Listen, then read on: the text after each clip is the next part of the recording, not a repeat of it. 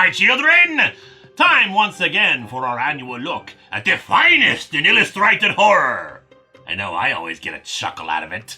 Our first story is mine. In the Old West, a cowboy comes along a dead body laying in the desert and decides to take his boots, socks, and gold watch. Initialed JJ. However, soon after he finds himself being chased by the dead man, riding on a dead horse and able to catch up to him, only saying mine over and over. In the ensuing struggle, the dead man gets crushed under the cowboy's horse, the cowboy electing to toss back the boots and watch to hopefully appease the dead man. He staggers into town and nursed back to health by the local doctor, who explains who the dead man was. Jim Johnson was a greedy dentist, and one of his patients died owing him money. He dug up the patient and took his gold fillings as repayment. He was that dedicated to getting his money that he soon fell ill and died. The patient's brother decided to dig him up and take his watch for irony's sake, but Johnson's greed was so great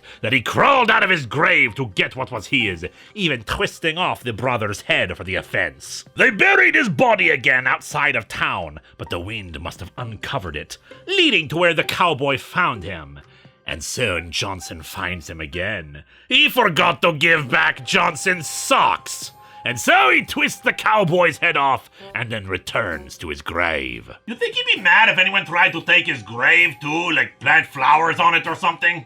Next up we have Commedia del Moarte. A birthday clown narrates to himself how he is empty, a vessel to be filled by God's will. It has been so long since God has shown him the righteous path, a child to save. But today he finally spots one, the father of a child at a birthday party who is actually a demon feasting on the essence of his child. He plays his part, then later that night sneaks into their home and murders the demon in bed. His wife reveals herself as a demon too, and once more a shotgun blast puts an end to it. You know, like in Doom! He calls and reports the murder from the house, apparently being a somewhat famous serial killer of men. He goes to a church to confess his doubts in the role God would have him play, but it seems the clownish priest is happy to reinforce his beliefs, even showing off the other clowns who do the same job. The priest asks if God can count on him to do what must be done, and he sees that the father himself has been replaced by a demon, and the clown nods,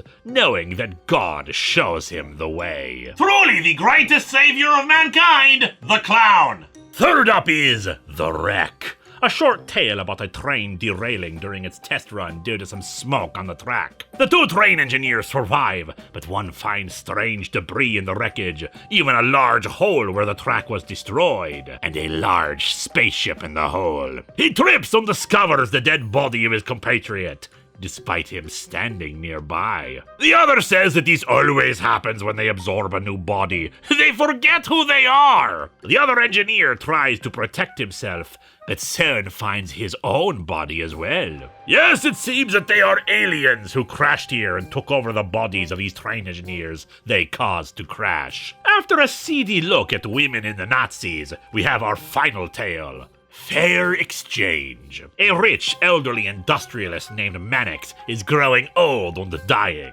He has no more than a year left to live, and he is not happy about it. He finds out about a disgraced scientist named Courtney, who may have developed a way to transplant brains into a new body, and hires him to do the procedure. He needs a donor body and finds one. A man who goes to a restaurant every night, who is both young and strong. Kidnapping the man, no easy feat since the tranquilizers used on him take forever to activate, he is soon transplanted into the man's body. Once in the new body, Mannix kills Courtney to ensure he doesn't have to pay him for the operation, though he blacks out while he did the deed. After burning down the laboratory, he returns to the home of the man whose body he stole, wondering why it's so dark inside. Still, he opens the windows to let in some sunlight, and then burns down to a skeleton from said light. It seems the body he took was a vampire. Poor Mannix. It seems he just got a bit